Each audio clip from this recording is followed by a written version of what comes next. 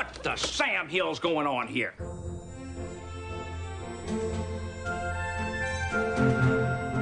The Rewatch podcast presents the Lois and Clark Rewatch, dedicated to the series Lois and Clark, The New Adventures of Superman on ABC.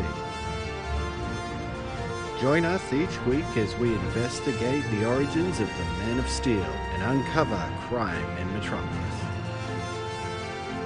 Send your feedback to the rewatchpodcast@gmail.com. Join us on Facebook at facebook.com/rewatchpodcast or follow us on Twitter @rewatchpod.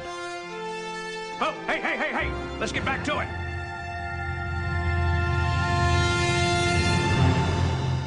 And welcome back to the Rewatch Podcast and our Lois and Clark Rewatch. I'm Cory. And I'm your sultry and sexy secretary/partner whose only purpose is to be present to allow you to have someone to talk to in order to provide exposition. Nice. Good to have you here. Yeah, it's good. I do what I can, you know. All right. Well, thank you for joining us, everybody. We're here discussing 2 more episodes of Lois and Clark. And this week's headline reads, Contact When Irish. And we're discussing Contact and When Irish Eyes Are Killing. Okay, before we get into our discussion, we have some follow-ups. Yeah, so this one, I can't believe I missed this. I don't know how I missed this. We're going all the way back to season 1's finale. And you even made the comment, like, what is Lois's mother doing there? She doesn't really do anything. Remember that? Yeah. She was there, you know? It's like, what the heck? And did she even have she had like one line, I think, if I remember right. Yeah, I think she just like comforted Lois. Like, yeah, we're like, why is she even there? Like, this is, you know, the reason she was there is because that actress, and I don't know how I missed it back then in investigation or anything, like reading about the episode, that woman was Phyllis Coates, she's the second actress to ever play Lois Lane ever in history. Oh. Yeah, she was on the first season of the George Reeves version of Superman back on TV in the 1950s. So originally it was Noel Neill who originated the role in the movie serials, and then when the TV show came along, they hired Phyllis Coates. And then when the first season was over, they were waiting, you know, to find out about it, you know, getting the contract and everything.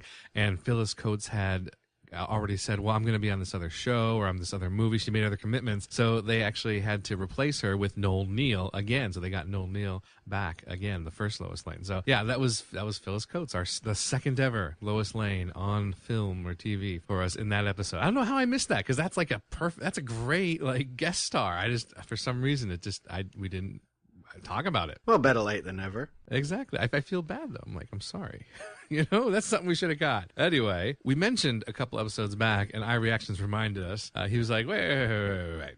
What's this about Robert Singer and not being around? Well, Robert Singer is still around. He's going to be around for the whole run of the show. There was a post, I remember saying, that Zoomway had made back on those old forums, that Robert Singer had gotten his walking papers. But no, he's still around. I'm wondering if she had not heard some rumors, because there are 2 new executive producers this year in the credits. So maybe she had seen that there were 2 new executive producers and just assumed that maybe that meant that Robert Singer wasn't going to be an executive producer, but he still is. So just a little mistake from earlier. Well, let's get into our first episode discussion today. And the episode is Contact, written by Chris Rupenthal and directed by Daniel, I want to say, Attias? Sure. We'll go with it. And this originally aired October 1st of 1995. Lois, did something happen last night? No, nothing. Sort of. No, just my car stalled and a big white light engulfed me and I saw some aliens and I woke up in my front seat 11 hours later and it felt like 2 minutes. Did I mention floating? You saw aliens? Krypton is not the only other planet in the universe with intelligent life. I didn't say that. I'm just saying that... Gort, Latu Barada, Nikto. Scotty, stand by to hear me out. Go ahead, laugh, make fun of me. I'm not an idiot. You don't think I've asked myself 1,000 times if this really happened? Well, it really did. Look, Lois, I apologize. Obviously, something has upset you. Now, I don't know what it is, but I do know you, and I know you wouldn't lie, at least to me, most of the time.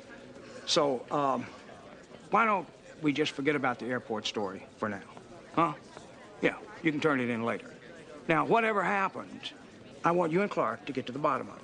Now, spend whatever you need. Are you feeling okay? Oh, well, I just got to keep those boys over there in accounting on their toes. Hey, that's a nice hairdo, Tinkerbell. All right, you two, get.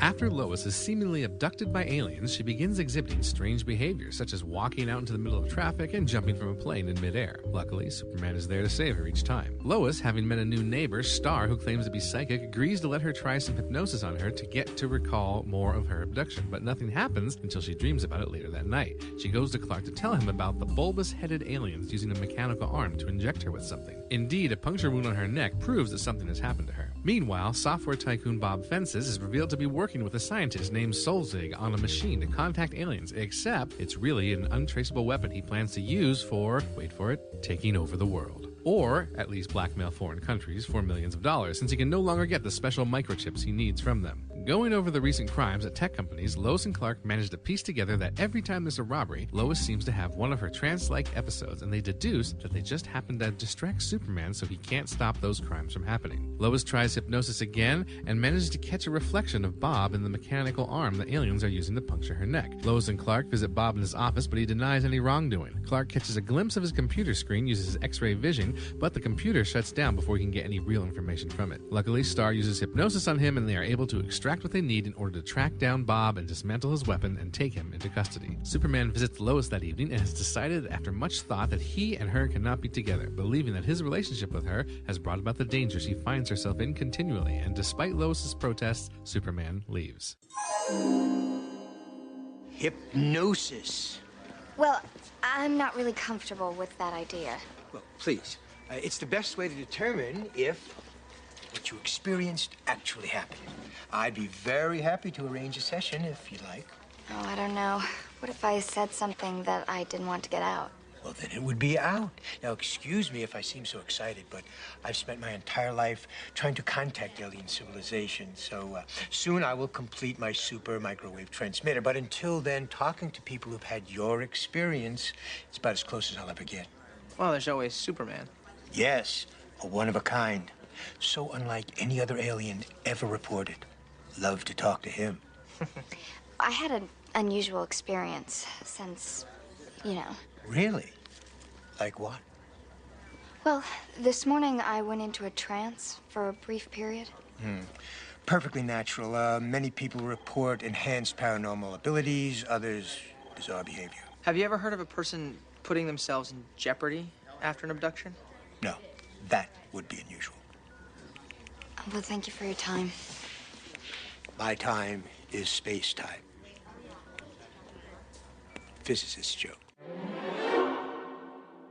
Okay, so iReaction has given us a fair bit in our investigation. Yeah, there's quite a bit. So just some little changes here in the beginning. There wasn't supposed to be a conveyor belt that Lois was running on. She was supposed to go up just a bunch of luggage carts to chase after the criminals. And so, of course, she wouldn't have needed Superman's help to stop the conveyor belt because it wasn't there. Arnold's voice that Bob Fences was using wasn't in the script. It just said, use a commanding voice when you're playing with your action figures. And I guess the actor came up with the Arnold voice, which was pretty funny. The script specifies that Lois was supposed to undo her safety belt when they're up in the helicopter before jumping out. The way it aired, she sort of like just falls right out, like there was no safety belt. But she was supposed to undo it, and then Clark was supposed to undo it as well as he looks around, knowing that he can't switch to Superman, and he's supposed to jump out. Basically the way we saw it, except I guess they were trying to show that they were safely fastened in, but then they decided not to for whatever reason. Okay. I don't know. When Superman says to her, when we're in public, you have to call me Superman. That wasn't in the script, so they added that later. And it was Lois who was supposed to tell Jimmy that Clark was at the control tower instead of Superman saying it. They switched lines around a little bit. Now, in the script, Bob Fence's assistant, or whatever she is, Simone, she was supposed to be looking adoringly at him, like when he's talking and commanding and doing all this stuff. But instead, they changed it, or the actress made the choice to look at him with like disdain when he's playing with his figures, like, oh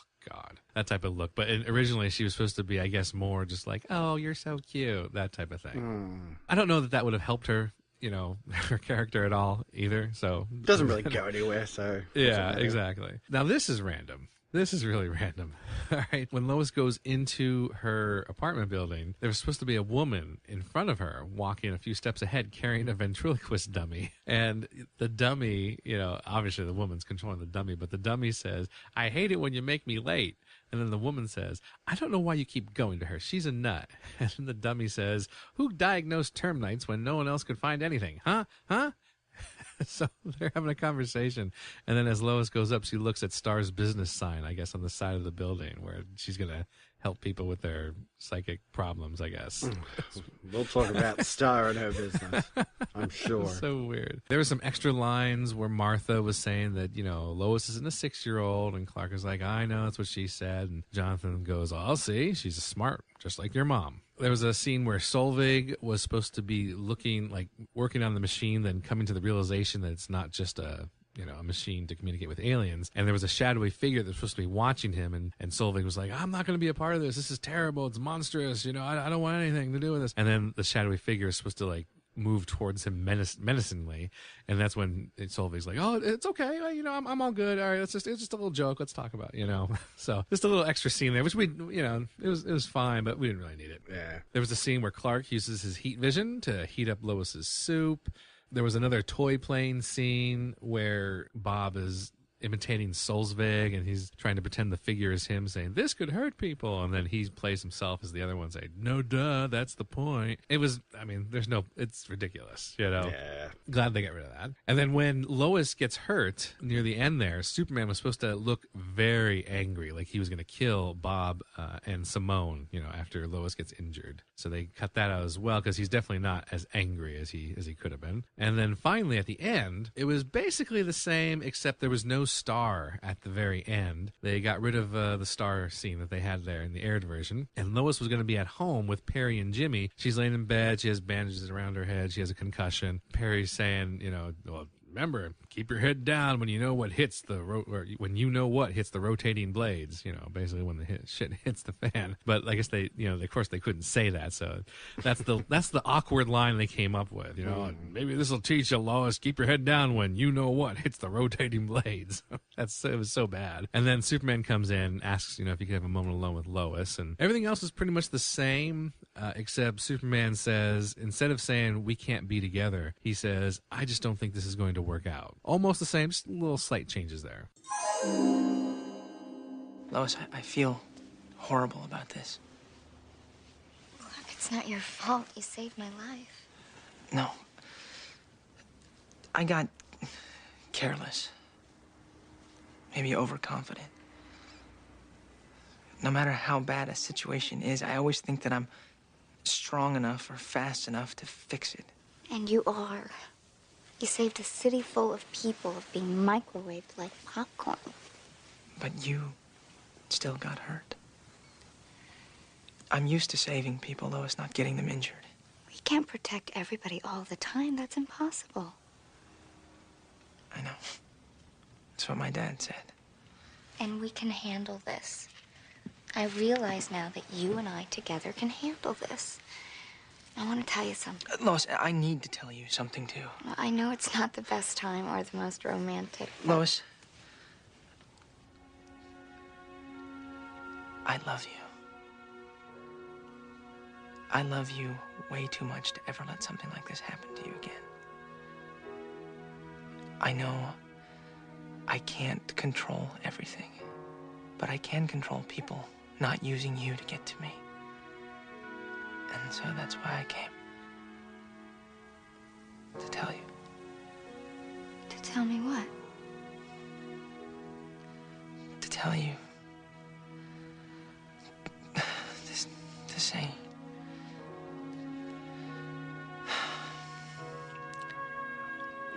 We just can't be together anymore, Lois. I'm sorry. All right, well, let's get into the main story here. And this week's lead, Tech Tyrant toys with extraterrestrial trouble. Yes. So Lois has a new look at the beginning of this episode. She does, right away, right into it. Yes, and she's continuing on with her sassy clothes. Yes. But she's running down some criminals doing crime. I know, it took me a second. Like, what is she doing? Did she forget her luggage or something? It takes a couple of scenes for them to actually like point out that these guys were like stealing luggage or something. Right. But it's just like, yeah, she's just chasing some guys who are criminals. Yes. Exactly. And then Superman helps out and they have this like mini lovers feud over her safety. So you can see where we're going from the opening scene here. Can Superman and Clark be around Lois and know that she's going to be okay? And I think we're going to get into that probably deeper as the episodes go on. But in the meantime, Lois insists that she can drive home by herself. Everything will be fine. And she's immediately abducted from her car, X-Files Yes. style. Yeah. Bright light. She's abducted by aliens. This is when I knew, oh yeah, this is the episode that I thought it was going to be. Anyway. Yeah, this idea, I mean, they kind of like touch on the fact that, you know, Clark is an alien and stuff like that, but they don't really go into it because it's all just a big bait and switch, really. Exactly. Which, I don't know, it's an okay reveal, I guess, by the end, like once the plot is out, but not really. Yeah, it's like, it's so-so. You know, it's like they could have done so much more with the fact that, you know, he is also an alien. And they make reference to, you know, well, Krypton and Earth, they can't be the only two intelligent places out there in the universe. So it was kind of neat, you know, but yeah, at the end of the reveal, it's like, oh, okay, I guess, why not? And have they ever brought up any other planets with aliens on them in Superman lore that you know of? Well, not in the TV show, you mean? Or well, just in Superman lore in general. Is there any other Oh, planets with intelligent life? Oh, there's plenty. There's so many to choose from, you know? They could have chosen from so many different places. I'm thinking, like, I know there's like, they talk about where, because Hawkman and Hawkwoman were originally supposed to come from a place called Thanageria, and that's, you know, a planet out there. And then we got the Guardians from Green Lantern. They have their planet Oa. I mean, there's so many. Those are like more major ones, but there's tons of them out there that he's been to, and there's a lot that they could have used. But most of these other planets come from other comic books within the DC universe. Yeah, they do. But I mean, Superman's been to them, you know, like he's been to these places. So fair enough.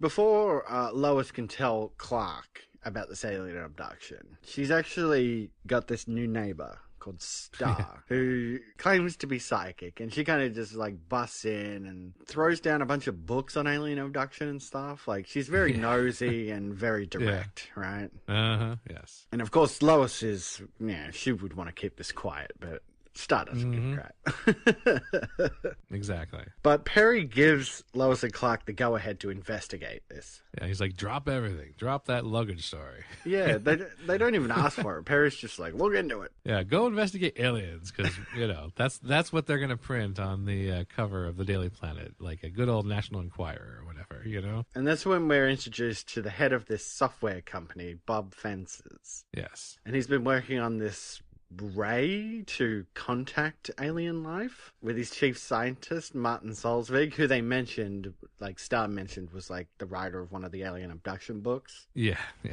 Now, do you know who Bob Fences is a reference to? No idea. I didn't either, right? And when I first watched it, didn't notice it. When I watched it this time, didn't notice it. Only when I started reading one of the reviews about this episode over at Superman homepage they mentioned who Bob Fences is supposed to be a reference to. So, can you think of any other huge tech boss in the world in recent years that he might be a reference to? Bob Fences, maybe the head of Microsoft. Oh my god. That's ridiculous. Isn't it, though? Bill Gates and Bob Fences. I was like, holy crap, they did it. They did do that, didn't they? Wow.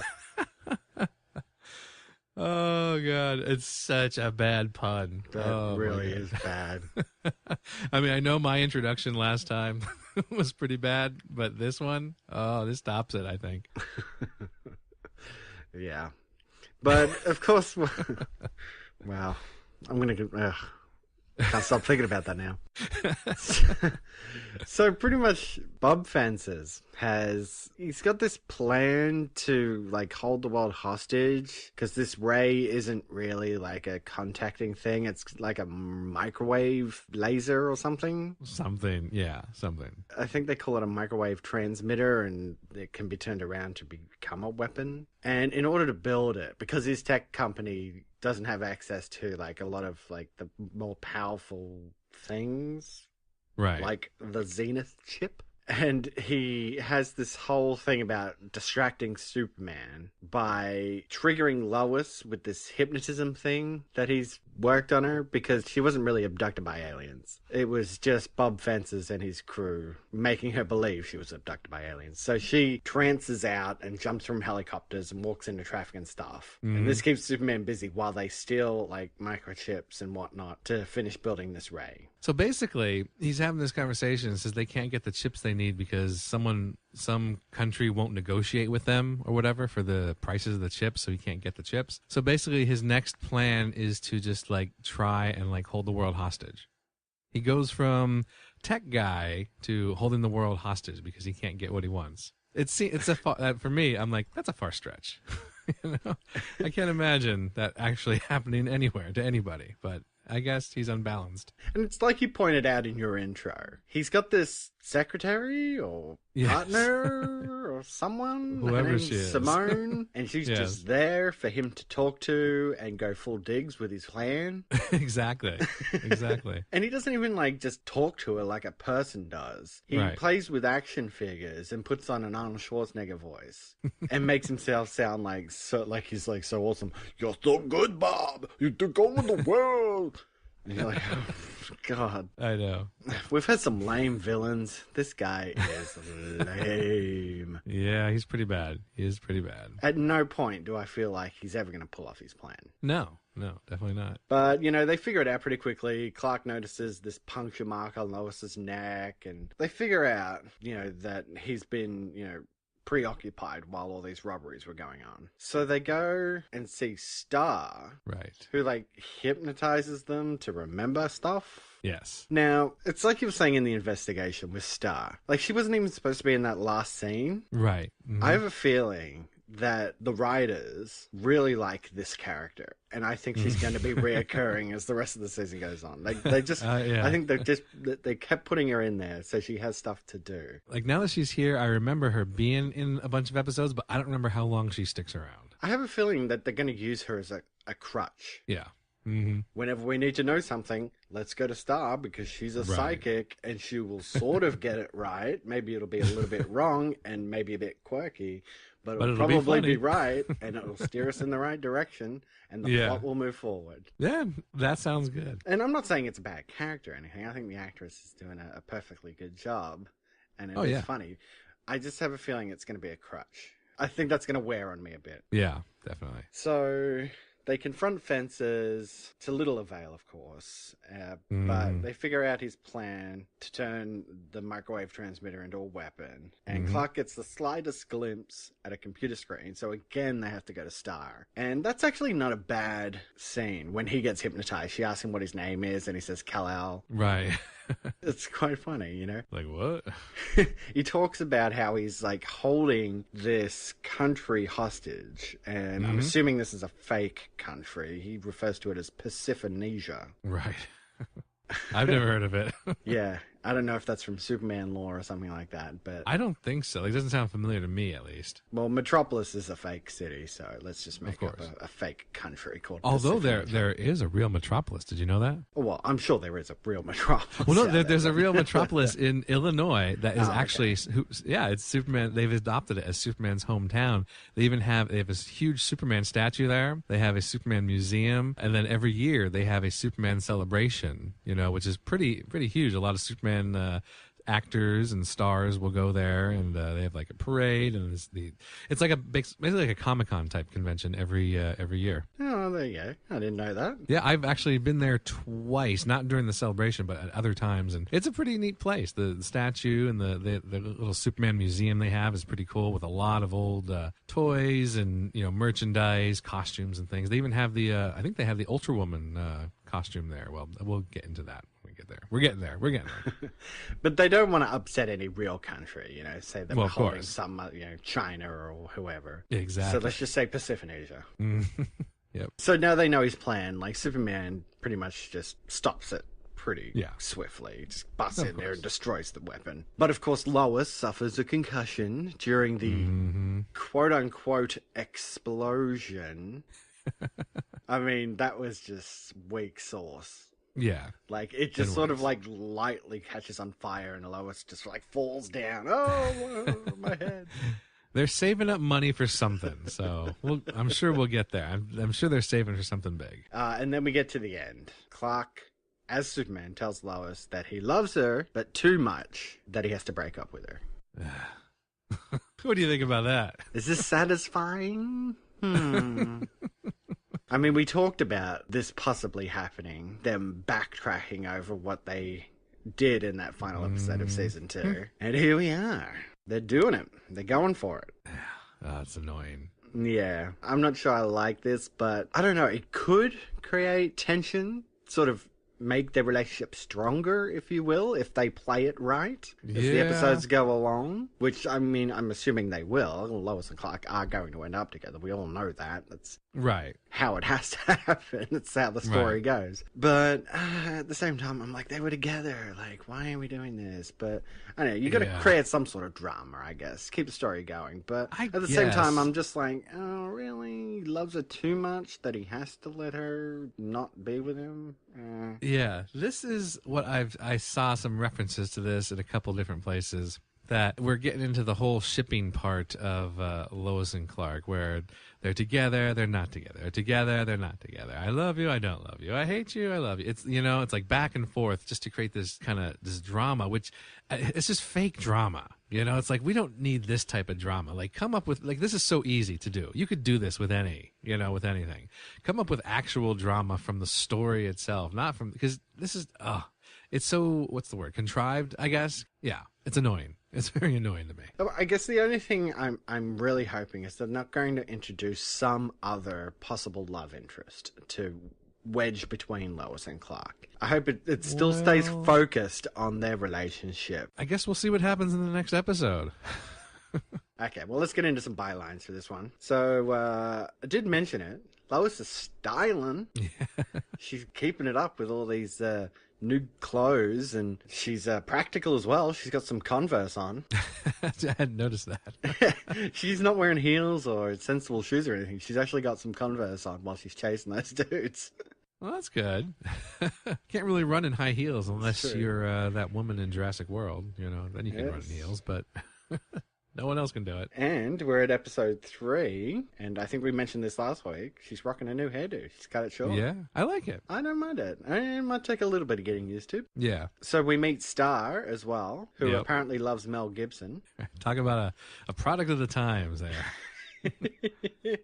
And she talks about astrally visiting the Pleiades and Cassiopeans, Yes. other That's alien amazing. life forms. Astrally, yeah. Are these Superman lore or anything, or are they just like made up things? I think those are other actual galaxies in our universe. okay, I've heard right. reference to them, and yeah, like Cassiopeia, the constellation, and the star, and yeah, I've heard of those before. There you go. It would have been neat if they had included in something like, astrally visiting the Owens, or the Thanagarians or something like that. That would have been a good Right. reference to DC Comics. It would have been cool. Yeah. Well, what about Perry? He's been working out. Did this really have much to do with anything? It's just Not really. Perry's doing something funny looking. That's all, I guess.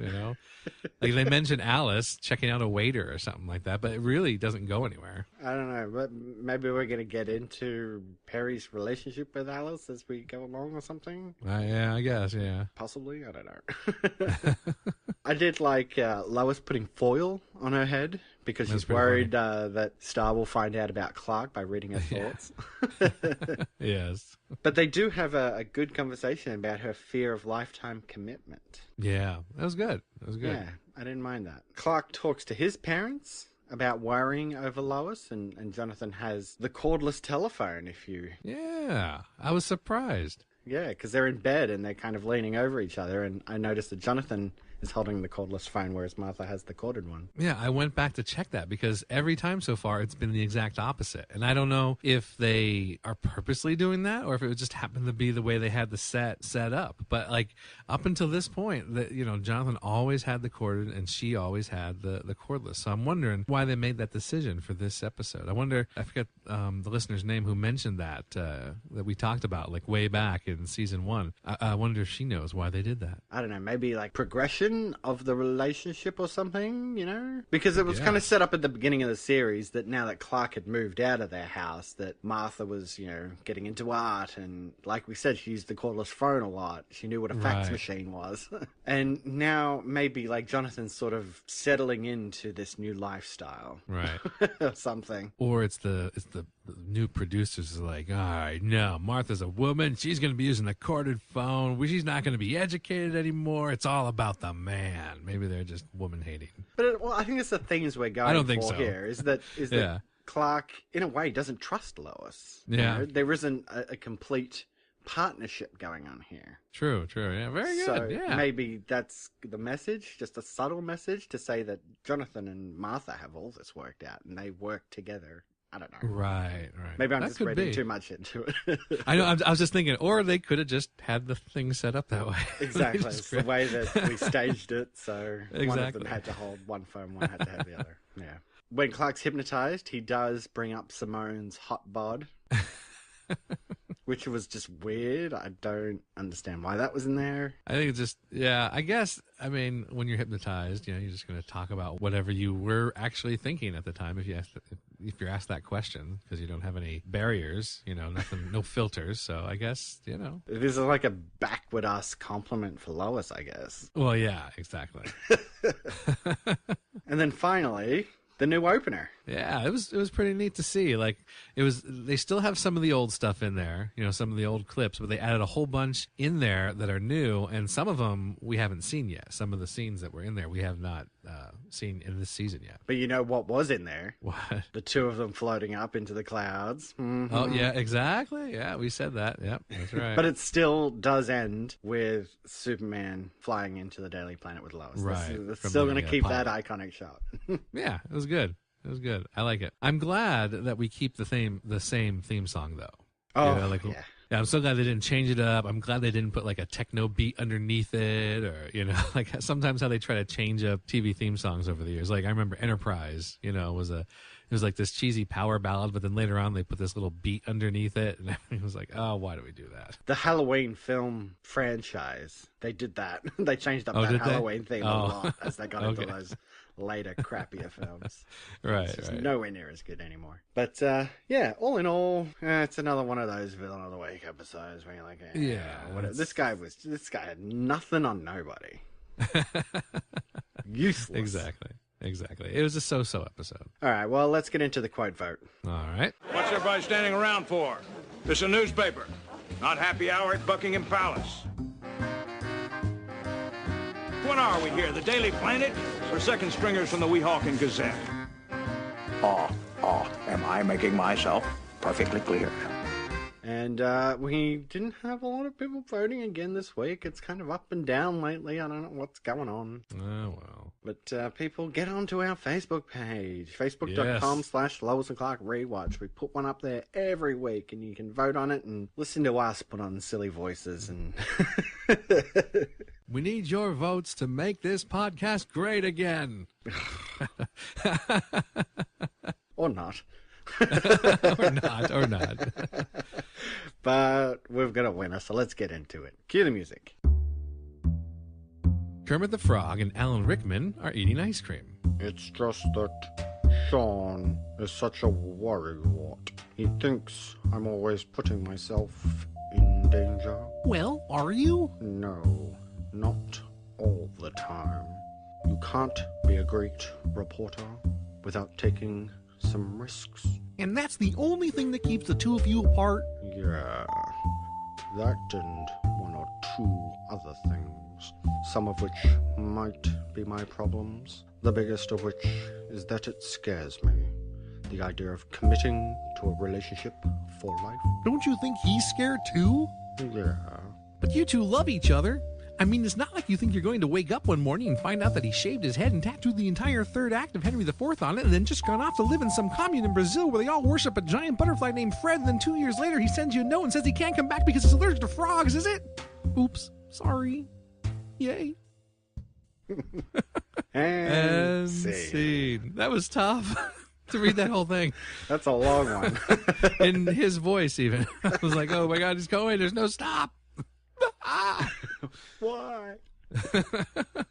That's a good one. And if Star sticks around, I have a feeling that probably a lot of Star-related scenes are going to end up in our quote vote. Well, yes, because they're rare, so we might as well use them.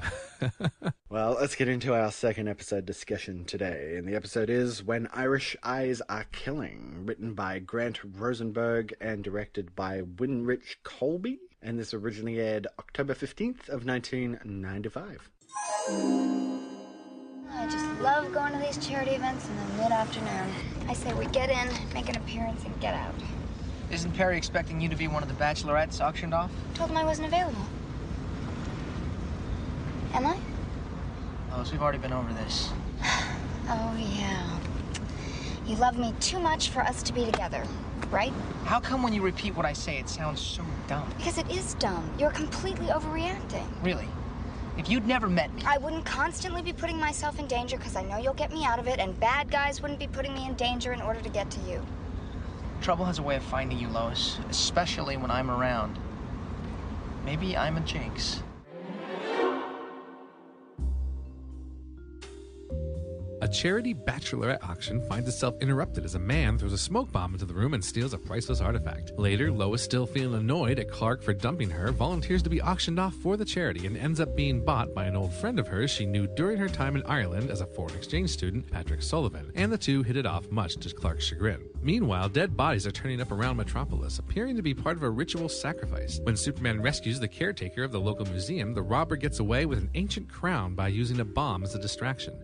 The caretaker, Miss Kipling, shows up at Clark's apartment to give him more information about the robbery, and he is able to link the two together due to their similar stones used. Patrick's former nanny attempts to tell Clark how dangerous he is, but her efforts come across as the ravings of a madwoman, and later, when Patrick learns of her betrayal, he kills her. Patrick and Lois are joined by Clark and Miss Kipling on a date that is interrupted when yet again a robbery involving an ancient artifact, a mask this time, occurs with Superman arriving too late due to an argument with Lois. When news of Colleen's death reaches Clark, Superman rushes into Patrick's residence, stopping him from sacrificing a tied-up Lois, but Patrick takes the mask, now equipped with the gems from the earlier robberies, and gains the powers of his druid ancestors and attempts to fight off Superman. He makes a valiant effort, but in the end, Superman emerges victorious as the power of the druids causes Patrick to disintegrate into nothingness. Clark goes to see Lois and confesses he was wrong to push Lois away and wants to go forward, but Lois, afraid of being hurt by Clark yet again, says that she can't go through that hurt and declines his advances, leaving all of his viewers completely and thoroughly annoyed at the yo-yo we call Lois and Clark. What are you doing in Metropolis? I'm here on business. Well, I guess we've reached our goal. Look Thanks, great. everybody. You filled out in all the right places. You look great, too. Clark, this is Patrick Sullivan. I met him when I was an exchange student in Ireland. I'm sorry for outbidding you, lad, but Lois and I go way back. The very thought of having her all to myself for the night, it sent shivers down my spine and directly into my wallet. Well, Clark Kent is my, colleague at the Planet. I've seen the poster, the other half of Lane and Kent.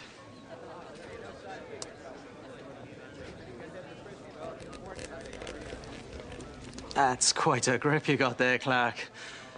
You must work out. Not really. So, how's your father? I'm afraid he's had a bit of an illness. Had to check into hospital.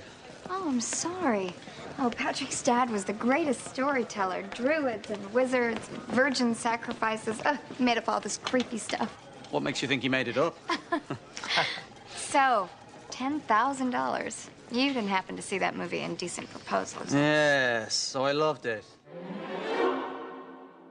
Okay, so again, a fair bit in the Yeah, way a lot of of stuff investigation here. Yeah. So we talked about how they don't want to offend, people from other countries in that last episode there. Well, apparently they didn't want to do that with the title either, because the title was When Irish Eyes Are Killing, and they changed that overseas to When Irish Eyes Are Smiling, and in some places they even called it I Love You to Death. So they really changed the title off, I guess, for risk of offending the country, I guess. I don't know. Go. There was an extra scene, and this was kind of a neat little scene here. I wish they kind of had kept it in. There's a scene of Lois and Clark, and they're kind of focusing on the poster that we see in the aired version, but they don't really talk about that much. Yeah. And the two of them are talking, and they're like, they finished their story that they were writing, and Clark says something like, well, Lane and Kent, we really do deliver, like it says, all over town, and buses, and, on park benches, and, he's like, kind of makes it seem like a couple. And Lois, like they go back and forth on this for a little bit, but Lois can't believe that Clark is actually saying to her that he's ready to spend his life alone. She's like, really? No dating, no girlfriend, no wife. You're just going to spend your life alone. And he's like, yep. And she's like, just change your S to M for Martyr Man. She's like mad at him. I thought it was a neat little exchange between the two of them. Yeah, it makes sense. In the script, instead of Clark saying this is a job for Superman, he just says, Lois, there's a killer loose in the city. And Lois goes, it's Metropolis. Killers are loose all over the city. What's your point? And then Clark just runs off, to take care of the job. Wow. It was amusing. It was kind of funny, because she's right. It's Metropolis. There are killers all over the place.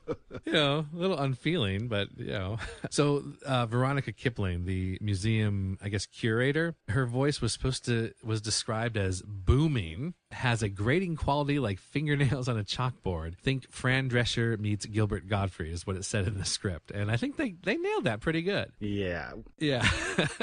As she was yelling at the thief, when we first see her, his reaction was written as he looks at the hammer in his hand and for a moment considers putting her and himself out of his misery, but he holds back. And they didn't really include that reaction shot in the aired version, but it's kind of funny to read that, because as soon as she shows up, her voice is kind of really, it's really grating. As soon as she was on screen, I'm like, oh, my Fran Drescher type. There we go.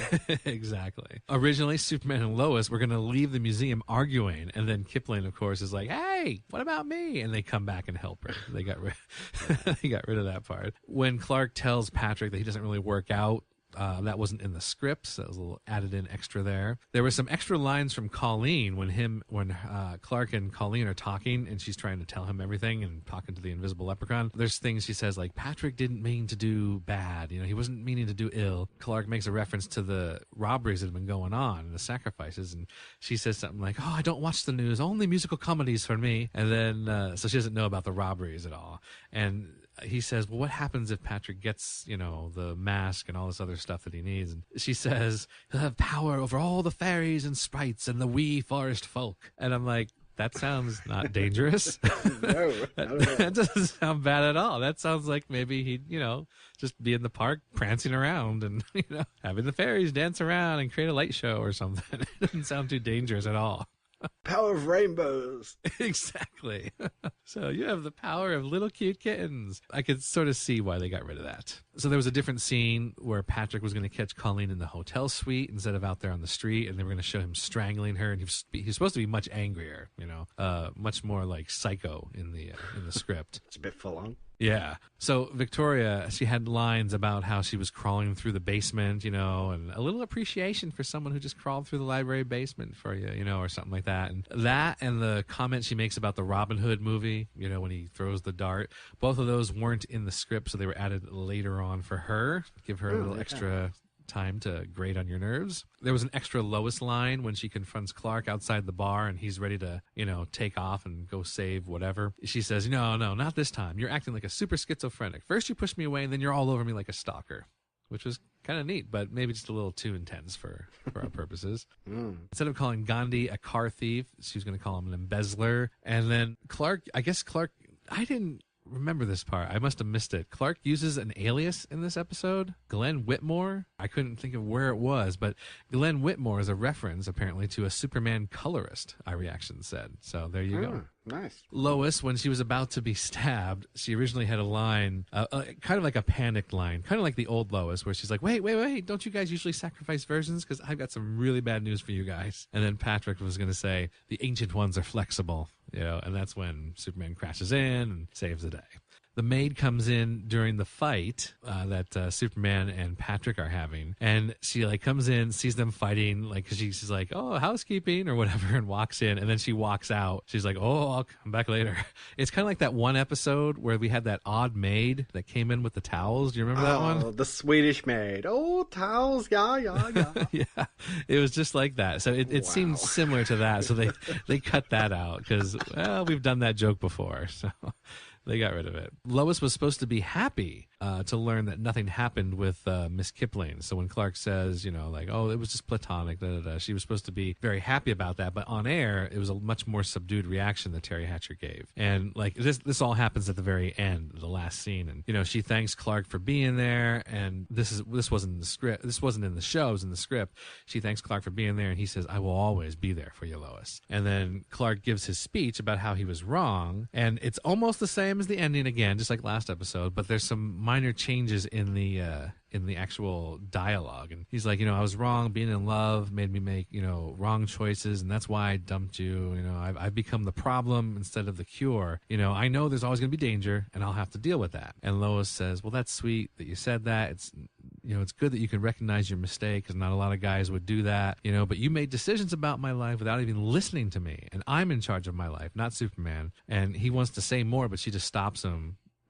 with her hand up, and she's like, I'll see you at the office, and just pushes him out. And then they both sigh and lean against the door, on opposite sides of each other. So it was a little bit of not as emotional, it was still an emotional ending, but it seemed like to have less feeling than what we got on the actual air. Yeah, well, and again, it's pointing towards that partnership thing. Yes. Making decisions together. Exactly. Okay, let's hear it. Don't tell me you were out for a walk. I think Patrick could be dangerous.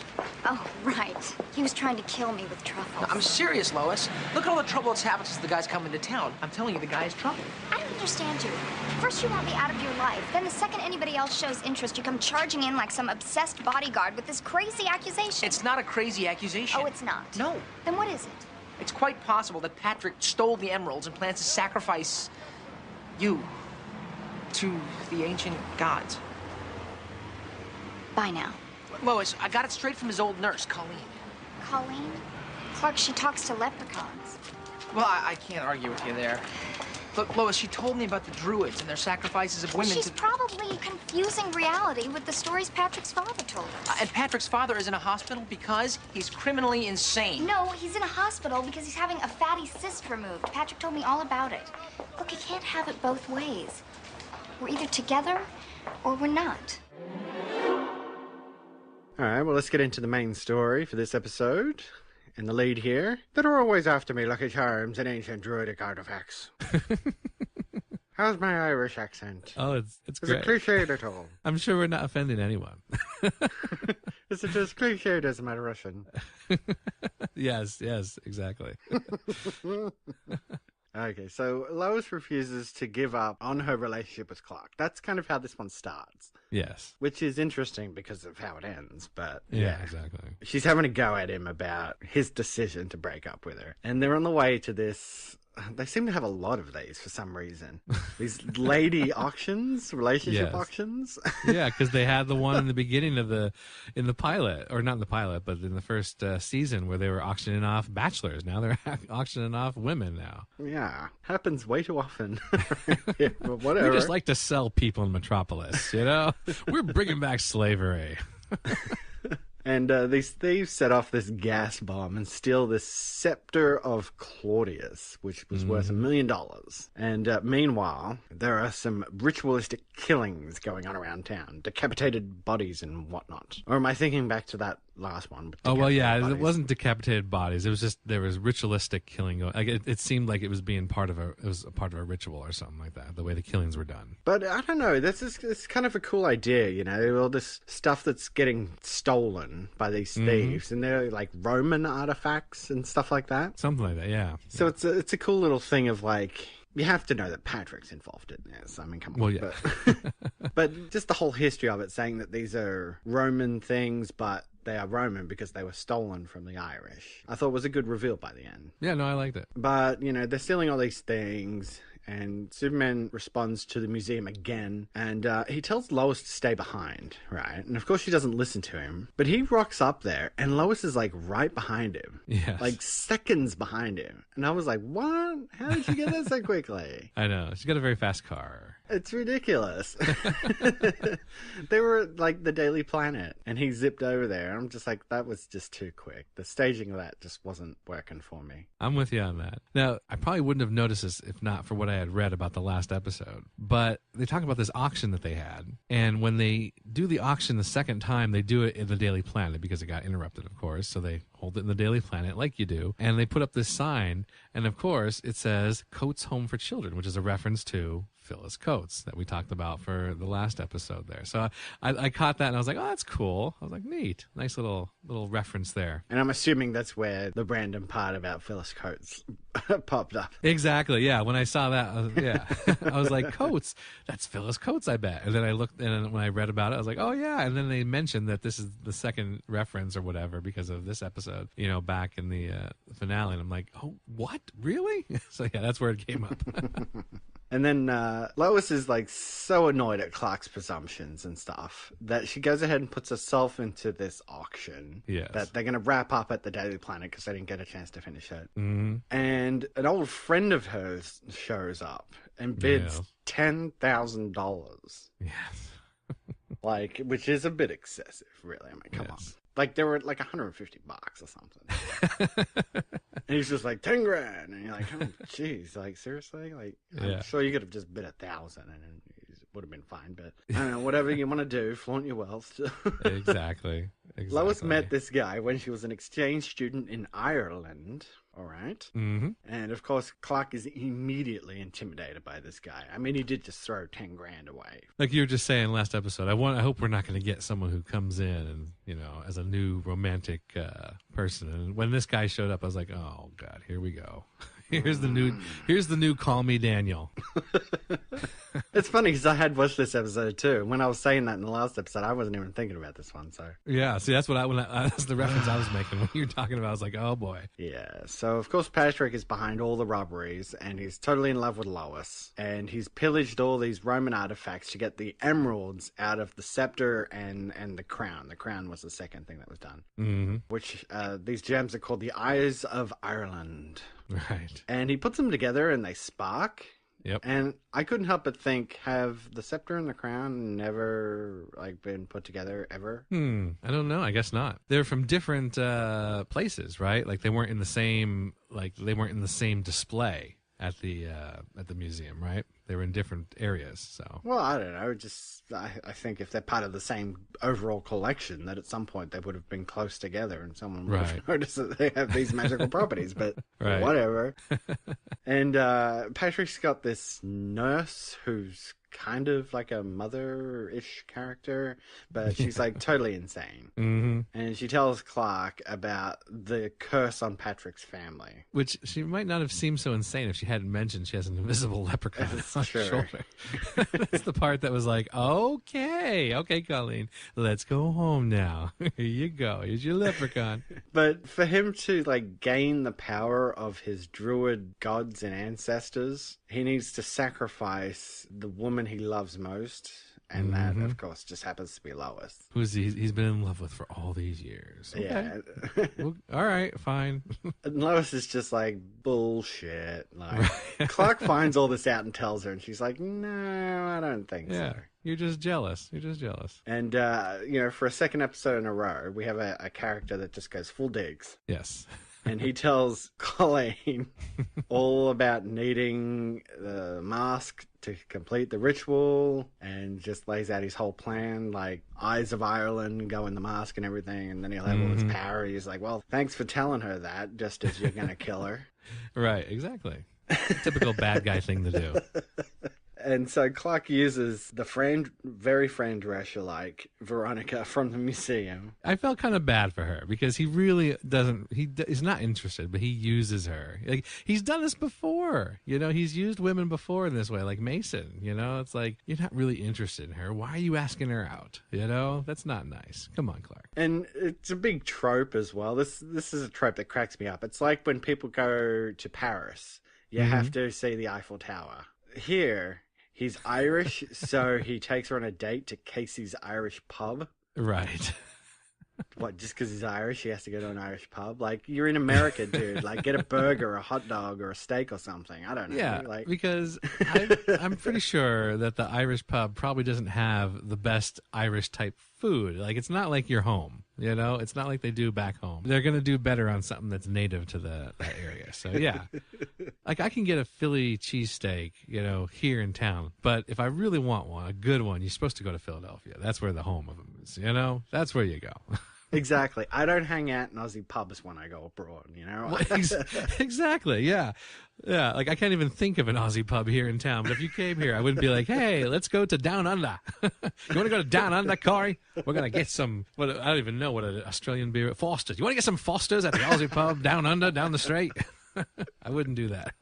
Yeah, no. I mean, I want to try, the local culture and stuff. Like, exactly. I'm in America. I'll get a burger or a hot dog or something. Like, I wouldn't be like, hey, let's watch some Crocodile Dundee, eh? You want to, Cory? Crocodile Dundee?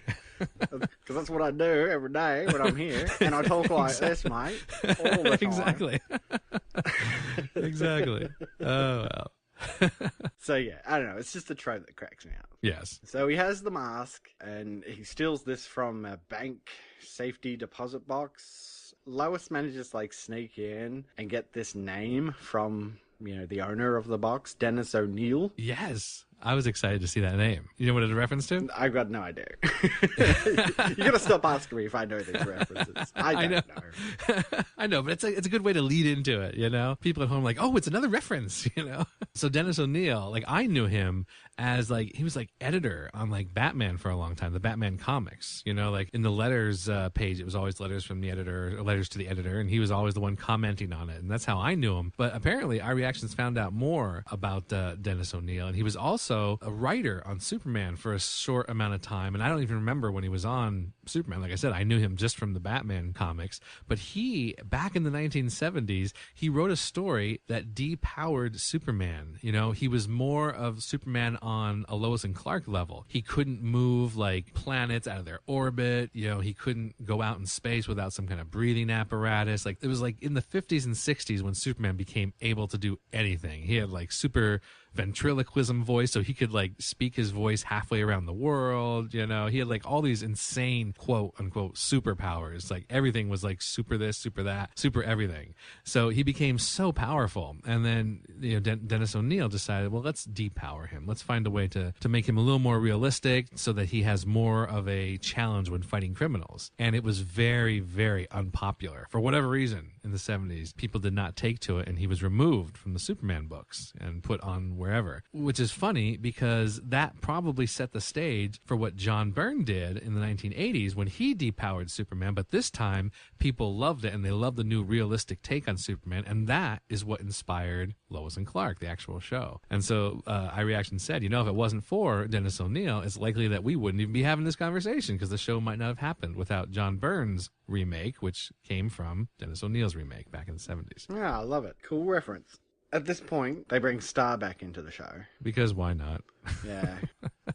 And Star warns Lois about not opening the cabinet. Right. And then immediately in the next scene, she finds the cabinet and she opens it. Yeah, exactly. She looks at the cabinet too and she goes, don't open the cabinet. And then she walks up and opens it. I'm just didn't Star tell you not to do that? I think at this point we know that Star's actually pretty good with her she is. premonitions and whatnot. She's good when the writers want her to be. Yeah. Let's say that. And then, of course, Superman has to face off with Patrick.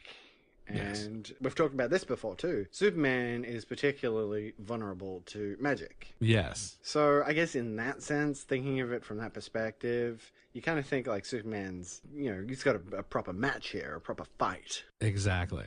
but he does actually manage to take Patrick out like pretty readily. Yeah, I mean, this could have been so much more. This could have been a two-parter, you know, where his magic could have like totally stymied Superman for an episode, because he is supposed to be vulnerable to magic, and this could have been like a way where he'd have to use his like mind, like his brain, and think of another way to defeat Patrick, because his normal superpowers might not help him here since he's weak to it. It would have been neat if they had made this like a two-parter. But they do have a reasonably okay, you know, laser eye battle.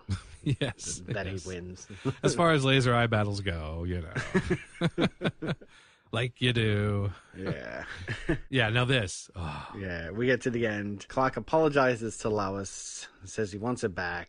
You know, he was wrong. Mm-hmm. And they have this really wet and noisy kiss. I don't know if you noticed that, but it was like... I did notice it. It was so noisy. It was like... And I was like, geez, that was wet and noisy.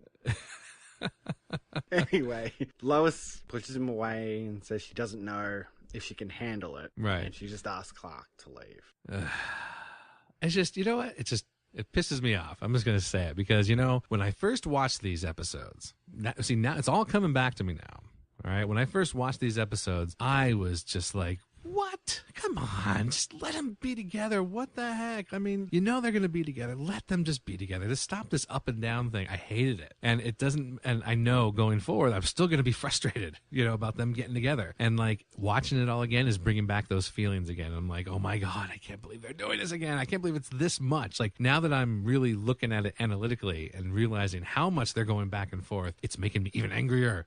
And I talked about this on the Zoomway forums because someone had mentioned some stuff about it. Like I said, it's been heating up over there a little bit, and I mentioned some of that. I'm just like, it's annoying. I hate this up and down that they're always doing. They're like a yo-yo. I hate it. It's taking me off. I'm there with you as well. Like, it's quite annoying. But Yeah. at the same time, like I said about the last episode, I kind of feel like you need to just resign yourself to the fact that, yeah, they're going to end up together. Of course they're going to end up together. And this is just them sort of putting some drama in there to sort of I know. show you Lois and Clark trying to figure this thing out. Because, I mean, it's got to be confusing. So, I'm just going to go with it at this point. I'm not going to let it get to me.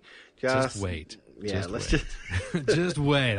You wait. We'll see. We'll see if we're just going with it when we get to the episode about the you know what and the where. You'll say. Darn it. Yeah, I'll probably eat these words, but whatever. Okay, some bylines for this one. At the beginning, the reason to have Clark not be in the museum when he gets gassed, he's outside pushing the car into a spot because he can't like parallel park it. Like, I thought it was funny. Yeah, I thought it was funny though. Just like sort of butts it into place, you know, boom. Like he wouldn't dent the hell out of the side of the car doing that. It was funny though. I did notice Jimmy is bidding at the auction. I guess he's a single guy again. Like, what's her face is gone? Was Sarah? The one with the rash. Yeah, Sarah. Yeah, the one with the rash. The one with the rash. That's how I describe her. So sorry, Sarah. That's why Jimmy got rid of her. Ugh. For the eagle-eyed viewers, which I caught this on the wiki, the Lois and Clark wiki. When he asked Lois to borrow money, you know, he says, "Can I borrow $20?" She actually hands him like $100, like $100 bill. But then when really? But when they cut back to him, he's holding a $1 bill. So just a little production mess up there. Well, they just did it intentionally because they thought it'd be funny. Maybe, yeah. We did talk about her in the episode, but Veronica. Yes. God, she grated. She did. She was so into Clark, too. When they came in at the end and they said that Colleen had been found dead, I just immediately thought, oh no, because I thought they were talking about Veronica as well. I'm like, that's kind of a shitty ending for her. And then I realized, oh no, it's the nurse woman. Right. You were just hoping it was her. You didn't want any more of her in the episode. You're like, oh, I hope she dies. But I didn't mind it too. You know, when she came in with all that stuff for Clark and he kind of like throws her off and she just like loses her shit. Everybody's crawling around in the basement. Well, I guess I can get a little bit of gratitude, whatever. And off she storms. And I'm like, yeah, right on, girl. I know. Oh, wait, that reminds me. What the heck? That line that she had, I meant to say this. He says, "Can I get you anything?" And she goes, "Got any meat?" What the hell does that mean? Who says that? I don't know. Got any meat? The next time I'm at someone's house and they say, "Hey, can I get you anything?" I'm gonna ask them, "Do you got any meat?" Just to see what the hell they would do. See what a person's natural reaction to that would be. I know. Like, what is that? I've never heard anyone say something like that. It's so Got weird. any meat? And then when they're on their pseudo date at the Irish pub as well, and they're playing darts. Now, I couldn't help but do this because my dad's actually kind of into darts. He likes watching darts on the TV and stuff. So I know it's impressive hitting the bullseye and everything, and they did the whole Robin Hood thing with the sword and the dart and stuff like that. It's actually not the best strategy to do because the bullseye isn't actually the highest score you can get in darts. The highest score is actually the triple 20, which gives you 60 points. I didn't know that. So if you hit triple 23 times, that's the highest score you can get, 180, and then everybody loses their shit when people get 180 in darts. Wow. And the announcer goes, 180, and the whole crowd cheers. And where is the triple 20? Is that right outside of the bullseye? yeah. So if you hit the strips within the number, you get the 20 points. If you hit the one on the outside, you get double. If you hit the one piece on the inside, you get triple. Oh, okay, cool. So yeah, just saying, bullseye isn't the highest score, and it's actually not the best strategy to go for the bullseye. It's just impressive, that's all, like you said. Exactly. And then I wanted to mention the ungrateful bank employee. I'm glad you put it in here, because I was going to do that too. Because that guy was just terrible. He was awful. When Superman shows up, and I mean, like, the crime's over already, but this guy's just like, Superman, where the hell were you? And I'm just like, dude, like, you should be grateful Superman's here at all. Exactly. He's like, I wish you could have shown up sooner. Well, okay then. Loo-la-la. Excuse me for trying to save you. You know what? Deal with this problem yourself, because I Exactly. I was just like, what a douchebag. But immediately he's just like, oh, whatever. I'm sorry, Superman. He's like, exactly. It's like, you said it now. It's out there. But, yeah, I don't know. I think this episode may be better than the last one, I guess. Yeah. I liked it better. That Bob Fences guy. At least Patrick had the power of Irish magic. Exactly. You know how, because I'm Superman, I've never had a cold or the flu, so I don't know how that feels. Well, all that has changed since I fell in love with you. You saying loving me is like being sick? Kind of. It's like I had a fever, and I got a little delirious. So I said and I did some crazy things. But I'm better now. Cured. So you're not in love with me anymore? Lois, I am completely in love with you. And I realize that turning my back on that love is way more dangerous than any hypothetical criminal could ever be. Lois, I miss you. Me too. I've been wrong about some things, but not about this.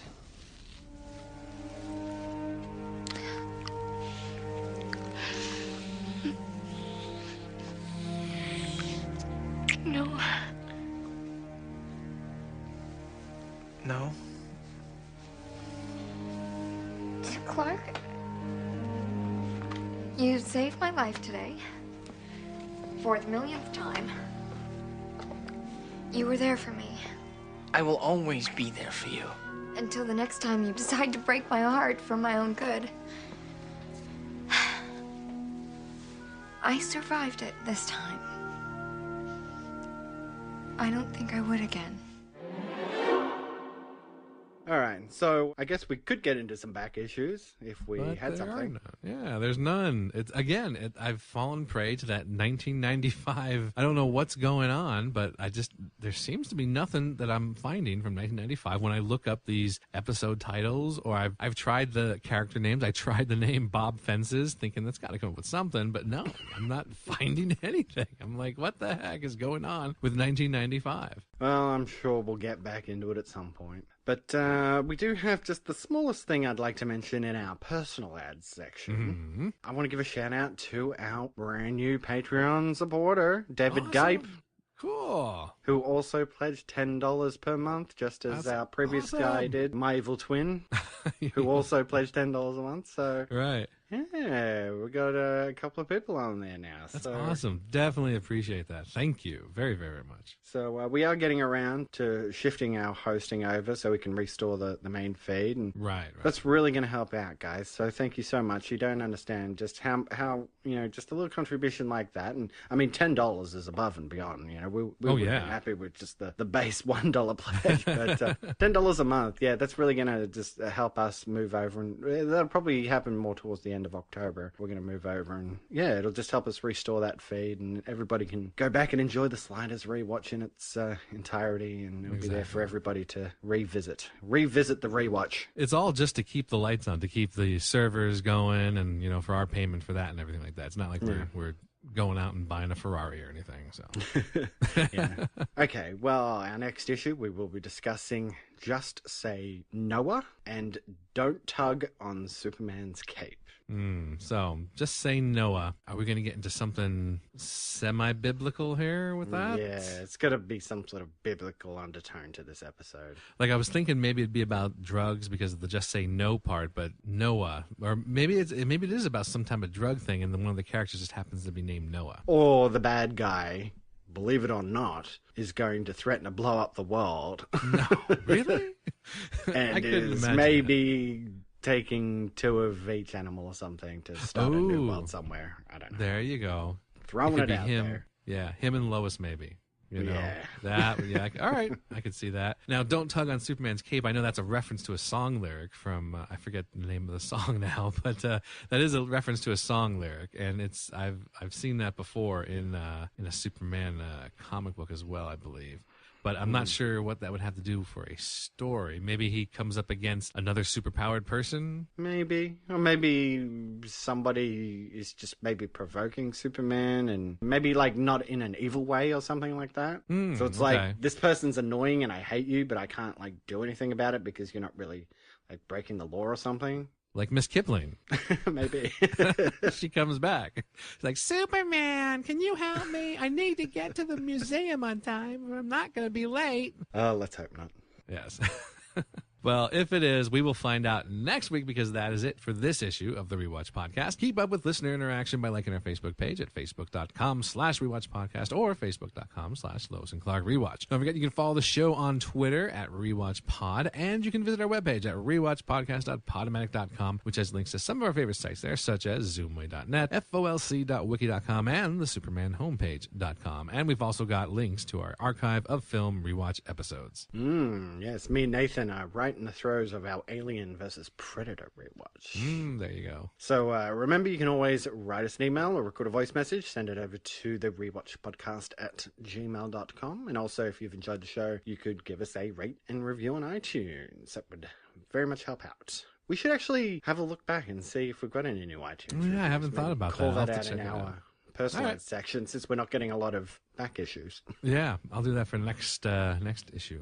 And as I mentioned before, of course, you can help support the show over at patreon.com/rewatchpodcast and make a monthly contribution as little as $1. And of course, we're up on YouTube as well, so just search Rewatch Podcast and subscribe. All right, thank you for joining me for these 2 episodes again, Tom. Yep. And I will just say, until next time, don't worry, Princess Cleavage, I'll save you. We gotta fly. The Rewatch Podcast is not associated with Warner Brothers Television, ABC, Gangbuster Films Incorporated, or Roundelay Productions. Don't believe everything you see on TV. The use of any and all copyrighted material is only for parody, news analysis, critique, or educational purposes as provided in United States Code Title 17, aka Fair Use. Let's get legal on this. Music provided by Kevin MacLeod at Incompetech.com. Great shades of Elvis. Copyright 2016, The Rewatch Podcast. Where are your beepers? We'll be in touch.